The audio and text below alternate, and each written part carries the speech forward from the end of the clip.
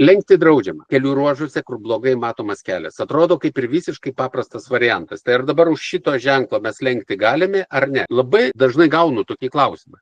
Tai gal pradėkime nuo to. Apie ką informuoja šis kelio ženklas įspėjamasis? Jis informuoja apie riboto matomumo, kitaip sakant, blogo matomumo vingį. Kas yra blogas matomumas? Kai matomumas yra mažesnis kaip 300 metrų. O kokiu didžiausiu atstumu statomas įspėjamasis ženklas? Iš vis pačiu didžiausiu - 300 metrų negyvenime. Taigi, pravažiavus šį ženklą, jums bet kokiu atveju, net jeigu ir nenurodytas atstumas, jau liko bet kokiu atveju mažiau kaip 300 metrų. Vadinasi, jūs jau patenkat į blogo matomumo sąvoką.